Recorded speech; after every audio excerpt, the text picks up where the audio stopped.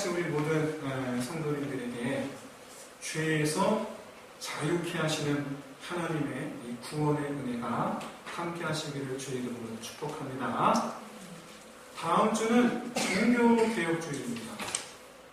현재 이제 우리 모든 개신교회, 침례교, 감리교, 장로교, 성결교, 순복음교 이상 이 모든 개신교회는 지금으로부터 정확히 500년 전에 있었던 일 때문에 10월 마지막 주는 종교개혁주의를 지킵니다.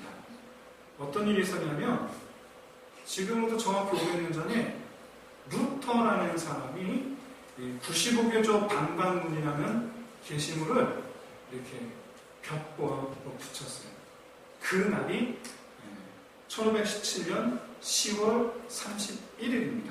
그래서 그 10월 마지막 주일을 기념해서 종교개혁주의로 지킵니다. 이 종교개혁의 핵심은 뭐니 해도 구원론이에요. 우리는 예수 그리스도 보혈의 피로 구원을 받는다라고 그렇게 믿고 있습니다.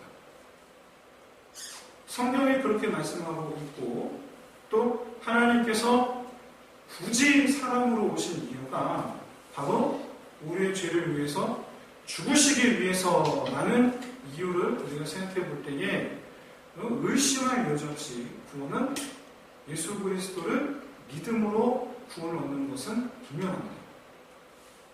그런데 정말 놀랍게도 지금으로부터 500년 전에는 기독교 국가들 안에 살아가는 사람들 중에 믿음으로 구원을 얻는다라고 생각하는 사람이 단 한 명도 없었습니다. 놀랍죠? 저는 현대 우리 카톨릭 교회, 현대 천주교 교리는 잘 모릅니다. 왜냐하면 천주교는 교황의 종교회에 의해서 매년마다 교리가 바뀌어요. 그래서 현대 교리는 잘 모릅니다. 어쨌든 당시 카톨릭 교리는 그래도 조금 아는데 이 당시 교회에서는 이제 구원을 얻으려면 날마다 이 죄를 회개하는 고해성사를 비롯해서 7성사라는 게 있어요. 7성사를 드려야 되고 7성사에 참여한다거나 아니면 이 면죄부를 돈 주고 사면 됐어요. 그렇게 가르쳤어요. 그래서 죄를 범할 때마다 고해성사를 해야 했고 면죄부를 사야 했어요. 면죄부는 이 고해성사하고 연관된 겁니다.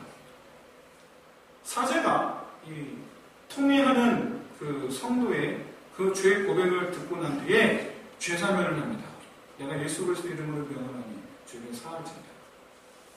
그러면 그 범죄한 사람이 죄 사함을 받았다라는 그 보속으로 시편 낭송이나 특별 기도나 이런 신앙 행위를 해야 합니다. 마치 범죄자가 구속되었을 때에 잠시 보석금 돈을 내고 감옥살이를 면하는 것처럼 그 신앙행위 하는 것을 면하는 거예요. 왜냐하면 바쁘거든요. 시편 낭송할 시간도 없고 특별 기도에 참석할 시간도 없고 그러니까 면죄부로 돈 주고 사는 거예요. 그런데 문제는 이 면죄부가 당시에 이 카톨릭 교회의 주요 수입원이 됩니다. 황금보다 많았던 모양이지 수입이. 그러면서 교회가 면죄부를 파는 일에 열을 올리기 시작합니다. 그럴 때 마침 이 베드로 성당을 증축하려는 계획을 세우게 되는데 이러면 아마 그 유명한 이 면죄부를 파는 일이 요한 테첼이라는 이 수사위에서 면죄부를 파는 일이 시작이 됩니다. 특히 이 요한 테첼은 이 헌금함을 끌고 다니면서 길거리에서 마치 이 시장 상인들이 물건을 마차에 싣고 다니면서 소리를 지르듯이 오늘날도 이렇게 보면 길거리에 가득하다 계란이 왔어요. 그렇게 그렇죠? 광고하듯이 그렇게 광고를 하는데 뭐라고 광고를 했냐면 금화가 헌금교에 떨어지며 소리를 내는 순간 영혼이 연옥에서 벗어나 하늘로 올라가리라. 당시 가톨릭 교회는 연옥 교리를 가르쳤습니다.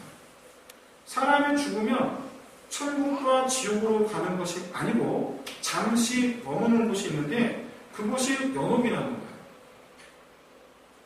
우리는 아니죠. 우리는 아닙니다.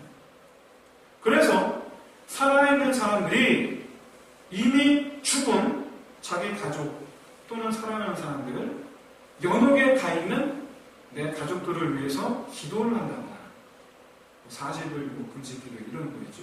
이런 기도를 한다거나 아니면 헌금을 해서 이 신앙적 공로를 쌓으면 그들이 천국을 간다라고 그렇게 믿었어요. 당시엔 그랬어요. 그런데 문제는 가톨릭은 지금도 이 연옥 교리를 가르치고 있어요. 지금도. 물론 이 당시에 이 타락한 이 중세 교회의 이 말도 안 되는 그런 연옥 교리로 가르치지는 않겠지만 어쨌든 근본적으로 사람이 죽으면 천국과 지옥이 아닌 연옥으로 간다라는 이 교리는 지금도 포기하지 않고 있어요. 어쨌거나 이 수사 태첼은 사람들에게 당신들의 부모가 지금 연옥에서 고통을 받고 있다고 그렇게 소리를 지르면서 이 사람들의 마음, 이 감정에 호소함으로써 순진한 이 사람들을 현혹을 합니다. 근데 이때 이 말을 들은 이 사람들의 반응이요, 너도 나도 면죄부를 사려고 달려들었다라는 사람이에요. 너도 나도. 중세 교회가 타락할 수밖에 없는 이유가 당시 이런 성도들의 태도에 있었어요. 당시 이 신자들은 이 하나님께 자기의 잘못을 뉘우치고 반성하고 다시는 같은 죄를 범하지 않으려는 이러한 진지한 신앙생활을 하는 데 힘쓰기보다는 그때마다 죄를 범하는 죄에 대하여 면죄부를 구입함으로써 자기 죄의식을 면하려는, 이제 면죄부를 샀으니까 나는 죄인이 아니야 라는 식의 그런 이 손쉬운 신앙생활을 매우 좋아했다는 겁니다. 돈으로 구원을 살 수 있다는 이 교회의 주장에 대해서 이것이 과연 성서의 가르침에 부합한가에 대해서 전혀 생각하지 않았습니다. 여기에는 또 이유가 있습니다. 당시 성경은 무조건 라틴어였습니다. 그래서 일반 시민들은 라틴어 읽을 줄 모르거든요. 그래서 일반 사람들은 성경을 읽지를 못했어요. 그러니까 뭐가 이 성경 말씀인지를 몰랐던 거예요. 하지만 반면에 지식인들, 특히 귀족들 같은 경우는 성경을 알면도 불구하고 여기에 대해서 아무도 뭐라 하지 않았습니다. 이때에 이 문제를 정면으로 도전한 사람이 있었습니다. 최초예요. 바로 마틴 루터예요. 하필 이 태첼이 이 루터가 주교로 사역하고 있었던 이 독일의 비텐베르크에 들어와서 면죄부를 팔았던 거예요. 하필. 루터는 이 태첼의 홍보를 듣고는 곧바로 그 유명한 95개조 반박문을 자기가 사역하고 있던 비텐베르크 성당 벽에 대적으로 붙여버렸어요. 그게 바로 1517년 10월 31일이에요. 그가 수도승으로 들어간 지 12년, 사제가 된 지 10년 만에 일이었어요. 이 95개조 반박론의 핵심은 구원론입니다. 이 일로 인해서 이 루터와 로마 교황청 간에 향후 수차례의 종교재판이 일어나게 되었고, 그 재판 결과에 이 루터가 불복함으로써 결국에는 개신교가 탄생하게 되는 계기가 됩니다. 이때의 이 교황청과의 싸움에 대해서 루터는 이렇게 말했어요. 나는 교황의 머리 끄댕이를 붙잡고 싸웠다. 머리 끄댕이를 붙잡고 교황과 더불어 싸웠다. 왜 도대체 루터는 당시에 이 사람들이 그다지 관심을 두지 않았던 구원론에 대해서 어떻게 관심을 갖게 되었는가? 왜 구원론에 관심을 갖게 되었는가? 한 개인으로서 당시 교회는 하나밖에 없었거든요. 전 세계입니다. 전 유럽 사회. 전 유럽을 대상으로 그는 왜 싸울 수 있는 전 유럽을 대상으로 싸울 수밖에 없는 그런 확신을 갖게 되었습니다. 그건 바로 그 자신이 죄에 대해서 너무나 민감했기 때문이에요. 그 자신이. 그는 자기 죄에 너무나 예민했고 늘 항상 죄책감으로 가득했어요. 늘 항상. 그의 이러한 성정은 어릴 때부터 그 엄격한 이 부모님의 교육 때문에 그렇게 된 것이 아닌가 하고 후대의 사학자들은 그렇게 추측을 해봅니다. 이 루터의 할아버지는 이 빈농이었습니다. 소작농이었어요. 가난한 소작농이었어요. 그래서 조금이라도 재산을 늘려볼까 하고 부유한 집의 딸과 결혼을 합니다. 그래도 여전히 소작농이었어요. 그러자 그 아들을 낳았는데 바로 루터의 아버지죠. 루터의 아버지는 한 걸음 더 나아가서 아예 이 소작농의 신분에서 벗어나기를 간절히 바랬고 그래서 고향을 떠나 도시로 나가 광부 일을 시작하게 됩니다. 그런데 그때의 주조사업에 술 만드는 사업이죠. 주조사업에 뛰어들었고 그렇게 해서 도시의 가장 큰 주조사업장 사장님이 됩니다. 거부가 돼요.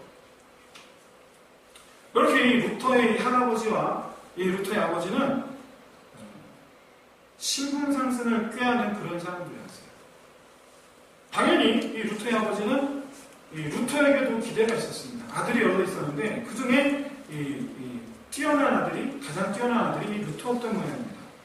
그런데 오늘날 우리 부모님들 마음이 그랬던 것처럼 루터 아버지 역시도 살림살이가 넉넉해지니까 이 루터에게 모든 이 교육적 자원을 쏟아붓는 거예요.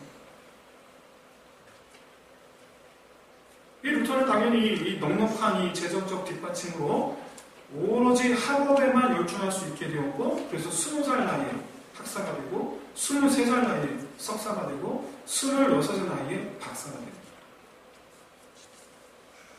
아버지는 이 아들이 법학 박사가 되기를 원했어요. 그래서 그 아버지의 뜻을 따라서 법률 공부를 하게 됩니다. 그런데 이 과정 속에서 루터에게는 말 못할 괴로움이 있었어요. 바로 뭐냐면 할아버지에서 시작해서 아버지 이르기까지 이 신분상승 욕구가 바로 이 루터로 하여금 매우 엄격하게 교육하게 하는 원인이 되었던 거예요. 그래서 루터가 어려서부터 이 하층민이 사용하는 언어를 사용하지 못하게 하고 귀족들이 사용하는 언어를 배우게 했어요. 조금이라도 말의 실수가 있으면 어김없이 매질을 했어요. 교양 있는 이 생활습관을 교육을 받았고 역시 마찬가지로 교양 없는 그런 행동을 하게 되면 여지없이 매질을 하겠어요. 예법을 벗어나는 행동, 예법을 벗어나는 말 절대로 이 루터에게만큼은 허용되지를 않았어요. 루터는 그렇게 유년 시절을 포함해서 학교에 입학하기 전까지 청소년 이르기까지 부모로부터 매우 엄격하게 해야 한다, 하지 말아야 한다라는 교육을 받으며 자라게 됩니다. 근데 문제는 루터가 학교에 입학을 했는데 그 학교에서도 마찬가지였습니다. 배우지도 않은 이 문법을 잘 모른다고 해서 하루에 15번이나 몽둥이로 매를 맞고 선생님들은 틈만 나면 공부하지 않으면 이런 점수를 받지 못하면 영원히 지옥에서 고통받는다라는 식의 협박을 받으면서 공부를 했어요. 세뇌가 됐어요. 세뇌가. 하지 말아야 행동을 하면 지옥 간다. 그 점수를 못 받으면 지옥 간다. 아주 그냥 세뇌를 받은 거예요. 후에 루터는 이 시기에 대해서 지옥이었다라고 말합니다. 지옥이었다. 벗어나면 안 된다라는 이 생각은 이후로 루터에게 어떻게 영향을 끼쳤는지 그의 일화를 보면 알 수가 있는데 그는 자기 어떤 조그마한 죄에도 자기 자신을 매우 가혹하게 다룹니다. 수도 생활하는데 그의 수도 생활은 틈만 나면 굶기, 스스로 매질하기, 눈 위에서 잠자기, 추운데 이불 없이 잠자기. 누가 시킨 게 아니에요. 자기가 스스로 그렇게 하는 거예요. 왜냐하면 죄책감 때문에. 내가 이렇게 하면 내 안에 죄책감이 사라질까 싶어서. 하루는 수도원에 수녀들이 방문했는데 그 수녀들을 보고서 마음이 막 설레는 거예요. 그 순간 그는 자기 방으로 뛰어갑니다. 그리고 웃옷을 벗었습니다. 그 다음에 가시가 달린 채찍을 자기 몸에 휘두르셨습니다. 왜? 음욕을 품었다고. 그뿐만 아니라 그는 정말 이 혼잣말의 달인이었습니다. 혼잣말의 달인.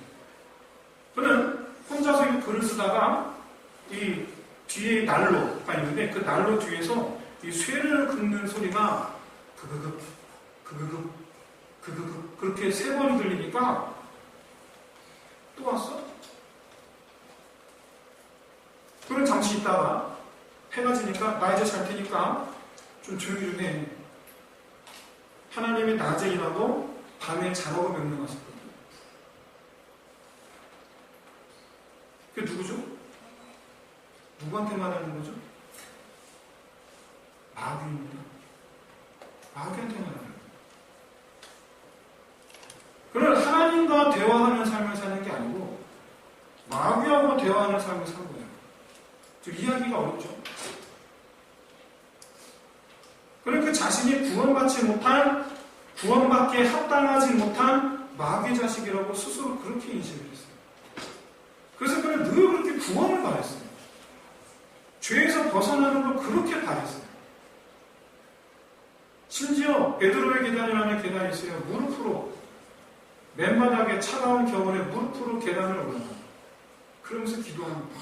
계단 하나 올라설 때마다 그냥 올라가는 거 목적이 아니라 올라가서 기도하고 하나 올라가서 기도하고. 하지만 여러분 그렇게 혹독하게 자기 자신 고행을 하는 가운데서도 여전히 죄책감은 해결되지 않죠. 여러분 죄책감은 해결되지 않습니다. 그러니까 사실은 법학을 공부했어요. 법학을 공부하는 가운데에서 갑자기 수도사가 됐어요. 갑자기. 왜냐하면 그가 평소에 이 죄책감 문제를 두고서 내가 이 죄책감에서 벗어나려면 수도사가 되어야 될까? 오늘날 따지면 내가 목사가 되면 이 죄책감에서 벗어날 수가 있을까? 그런 고민을 하고 있었는데 그걸 하고 있었던 찰나에 어느 날 너무나 갑작스럽게 그가 수사가 되기를 결심합니다. 학교에서 집에 갔다가 하룻밤만 자고 이제 학교로 돌아오는 길이었어요. 숲길로 이렇게 오고 있었는데 마른 하늘입니다. 근데 정말 마른 하늘에 날벼락이 친 겁니다. 벼락이 옆에 있는 나무를 친 거예요. 여러분 어땠을까요? 여러분 혹시 그 벼락 가까이에서 벼락 친 걸 경험해 보신 분 혹시 계십니까? 저 어릴 때 있는 일이니까 여러분 용서하십시오. 어릴 때 있는 일이 어릴 때 있었던 일이니까 그냥 묻고 넘어가십시오. 제가 밤에 이렇게 아무도 없는 골목에서 좀 이렇게 소변 실례를 하고 있었어요. 그런데 정말로 똑같았어요. 마른 하늘을 날벼락을 친 거예요. 바로 옆에 있는 집 피해층을 딱 친 거예요. 벼락이. 정말 꽝 하는데 막 땅이 흔들리더라고요. 딱 흔들리고 제 눈에 번쩍하는 순간에 전류가 보이는 거 아세요? 전류를 칙 하고 전류가 지나가고 제 눈에. 그 순간에 이 루터가 바짝 엎드려서 그가 이렇게 외칩니다. 제가 수도사가 되겠습니다. 이번 한 번만 살려주십시오. 그래서 곧바로 일주일 있다가 곧바로 일주일 만에 수도원으로 들어가고요. 그렇게 해서 그는 수도사이 됐습니다. 정말 이 마른 하늘에 날벼락이 친 이유가 자기가 수도사가 될 결단을 못 내리니까 하나님께서 노하셔서 벼락을 내리신 거라고 그렇게 믿었던 거예요. 그래서 그는 수도사가 되고 싶어 된 게 아니고 강제로 된 거예요. 강제로. 어릴 때부터 이 죄에 대해서 민감했던 루터가 이 죄의식의 이 탈출구로 수도사가 되었지만 여전히 그는 구원을 얻기 위해서 오히려 더 고행을 하는 거예요. 더 심하게. 수도사가 되었기 때문에 더 심하게 고행을 합니다. 그러던 어느 날 그가 이제 드디어 신학박사가 되고 학생들을 가르치는 교수의 자리에 올라가서 학생들에게 로마서를 가르치기 위하여 그가 로마서 연구를 시작을 하게 됩니다. 그러다가 로마서 1장 17절 이 말씀에서 그는 큰 충격을 받게 됩니다. 왜냐하면 구원은 고행으로 얻는 것이 아니고 믿음으로 얻는다라는 말씀 때문이었어요. 믿음으로 말미암아 살리라. 믿음으로 말미암아 구원을 얻는다. 하나님의 의가 나타나서 믿음으로 말미암아 구원을 얻는다. 로마서 1장 17절 말씀입니다. 그는 평소에도 하나님은 의로운 분이시다라고 그렇게 생각을 했습니다. 그런데 그 하나님의 의는, 하나님은 의로우신 분, 하나님은 거룩하신 분, 그렇게 생각하는 그 하나님은 여전히 자기 안에 죄가 있음으로 인해서 무서운 분이었어요. 심판하시는 분이었어요. 그런데 로마서에는 하나님의 의로우시기 때문에 믿음으로 구원을 얻는다는 거예요. 여기에서 그는 불현듯, 정말 불현듯 갑자기 깨달음이 찾아오게 됩니다. 바로 뭐냐면 로마서 1장 17절의 말씀의 의미가 여기 나와 있는 이 하나님의 의는 죄인을 구원하시는 하나님이시라는 것을 가리킨다는 것을 깨달은 거예요. 죄인을 구원하시는 의라는 거예요.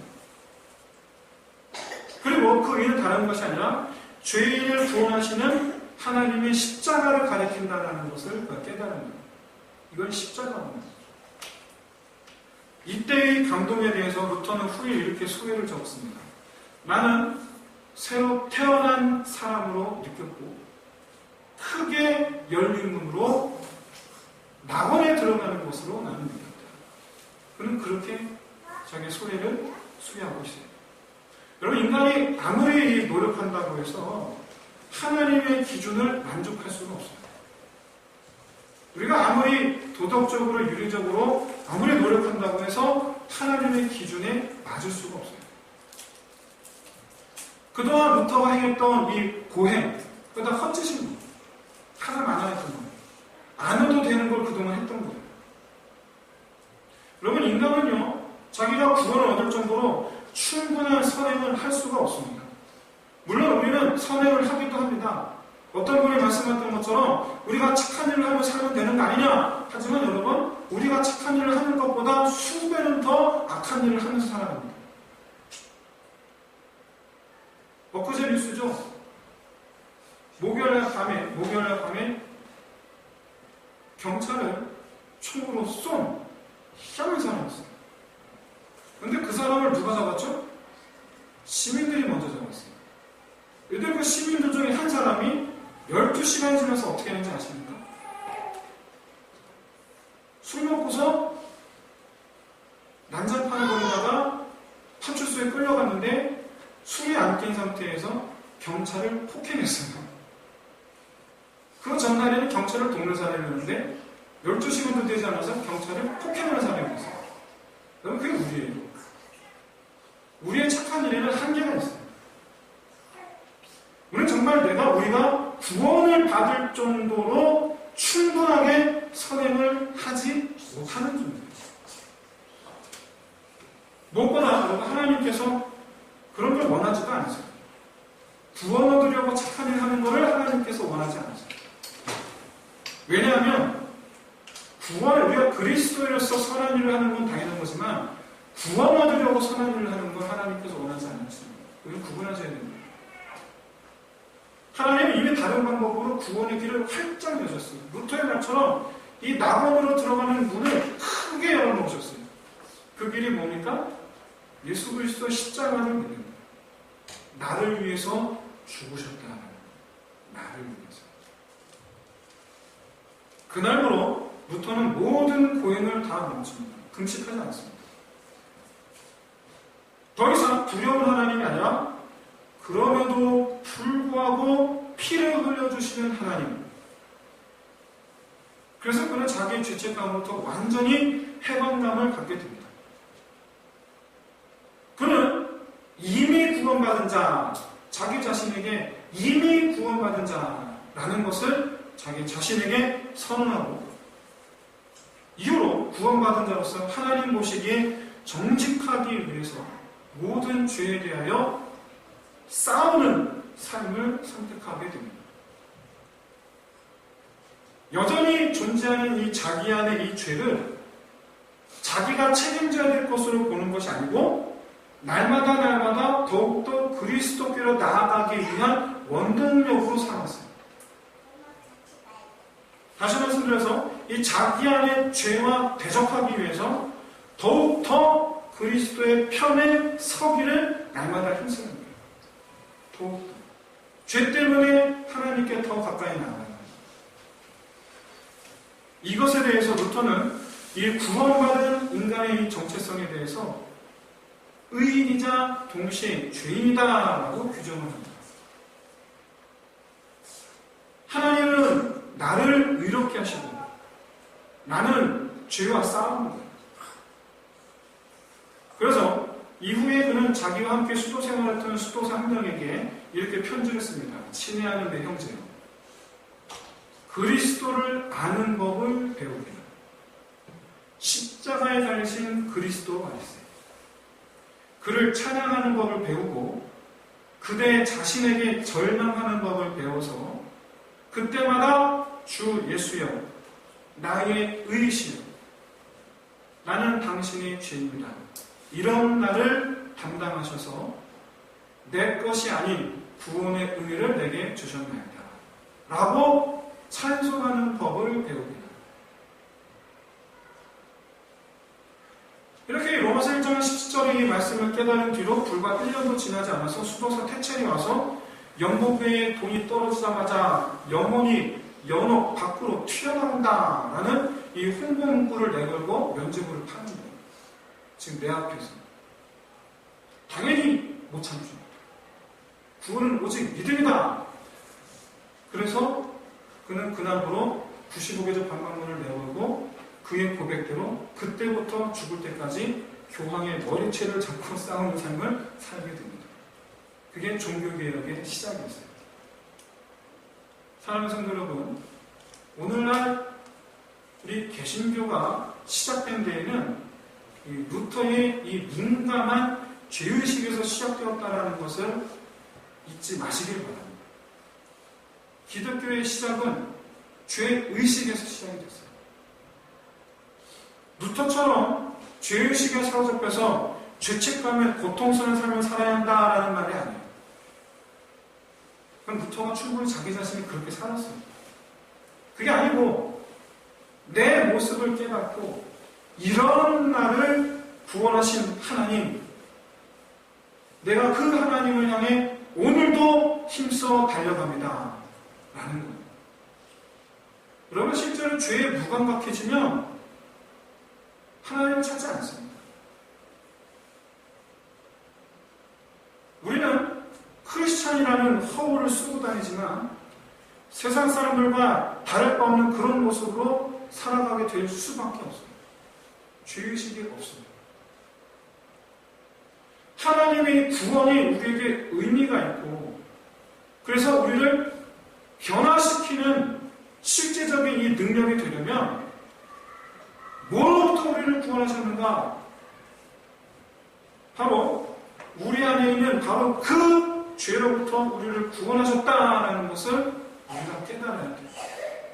거기로부터 나를 구원하셨다. 거기로부터 나를 건져내셨다.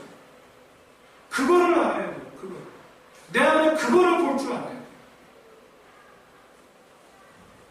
여러분, 아주 단순합니다. 이 하나님의 실제적인 구원은 가난한 여인한테 말씀하신 것처럼 나도, 하나님 하시는 말씀이에요. 나도 네 죄를 묻지 아니하노니. 하나님의 죄를 안 물으세요.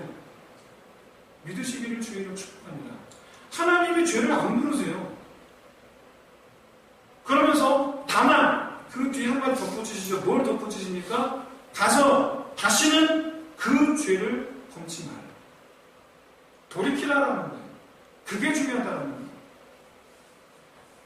여러분, 루터가 말하는 영혼 구원은 죄로부터 자유케 되는 영혼이에요. 죄로부터 자유케 되는 영혼.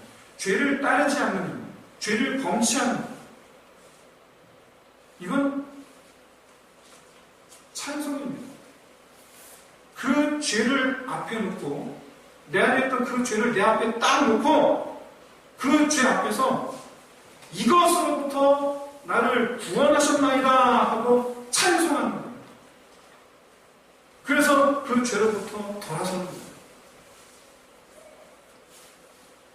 루터가 이 로마서 1장 17절 통해서 새롭게 발견한 이 하나님의 의는 죄인인 나를 의인으로 변화시켜주는 의예요.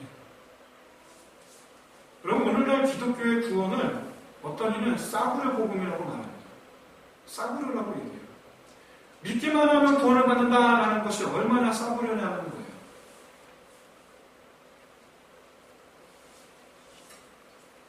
뭐라도 해야 되는 거 아니냐라는 거예요. 하지만 여러분, 진정한 구원은 변화입니다. 죄인으로부터 의인으로의 변화예요. 내가 구원받았다라는 이 믿음의 고백은 내가 죄인이었는데 하나님께서 나로 말미암아 의인이 되게 하셨다라는 고백이에요. 그렇기 때문에 우리는 우리 안에 죄를 외면해서는 안 돼요. 날마다 루터가 그래서 고백한 거예요. 나는 죄인이자 동시에 의인이다. 나는 의인이자 동시에 죄인이다. 그래서 그렇게 고백하는 거예요. 우리는 의인입니다. 하지만 여전히 우리 안에 죄가 있어요. 그래서 날마다 죄인에서 의인으로 나아가는 삶을 사는 거예요. 그게 구원받은 자의 삶이라는 거예요. 여러분, 구원은 믿으면 구원한다라는 이 복음은 결코 싸구려가 아닙니다. 우리 안에, 여러분, 내 안에 있는 죄를 외면하지 마세요. 모른 척 하지 마세요. 내 안에 있는 죄를 앞에 놓으세요. 그리고 그 죄를 바라보면서 찬송하세요. 이것으로부터 하나님께서 나를 구원하셨노라. 여러분, 이 죄에 둔감한 채 교회에 다니고 있다는 사실만으로 스스로 위안 삼지 마시길 바랍니다. 중세교회 성도들은요, 면죄부 사는 것으로 자기 죄의식을 해결하려고 했어요. 오늘날 성도들은요, 일주일에 한 번 교회 출석하는 것으로 죄의식을 해결하려고 해요. 그게 싸구려 복음입니다. 그건 싸구려 복음이에요. 여러분, 정말 깊은 깨달음이 있으시기를 진심으로 소원합니다. 주일에 교회 출석하면서 평소에는 월화수목금토까지는 세상 속에서 남들하고 똑같은 말, 똑같은 생각, 똑같은 행동을 하면서 살아간다면 믿음으로 구원을 받는다는 말은 말 그대로 정말 그건 싸구려 복음입니다. 그렇게 하지 마시고 여러분, 죄에 예민해져서, 죄에 민감해져서 날마다 죄인에서 의인으로 변화시키는, 아침에 눈을 떴을 때의 그 죄인의 내 모습, 저녁에 잠자기 전 눈을 감을 때 오늘도 나를 의인으로 변화시키셨나이다. 밤마다 그렇게 찬송할 수 있는, 그렇게 해서 하나님의 우리를 변화시키시는 이 하나님의 구원에 동참하는 저와 여러분 되시기를 주의 이름으로 축원드립니다. 그래서 여러분, 다윗이 고백하는 것, 다윗의 시편 51편에서 고백한 말, 내 안에 정직한 영을 새롭게 하소서 라는 이 기도, 누구에 대한 정직함입니까? 하나님 앞에서의 정직함이에요. 하나님 앞에서 숨지 마시고, 하나님 앞에서 내 죄를 하면 창피하다, 민망하다 이런 마음으로 죄를 피하지 마시고 하나님 앞에서 정직하게, 주여 내 죄가 여기 있나이다 하고 하나님 앞에 내 정직한 영을 날마다 새롭게 하여 주옵소서 기도하고 날마다 그렇게 하나님 앞에 변화되어지는 이 정직한 영을 새롭게 하소서, 이게 날마다 나의 기도가 되는 저 여러분 되시기를 주의 이름으로 축원드립니다.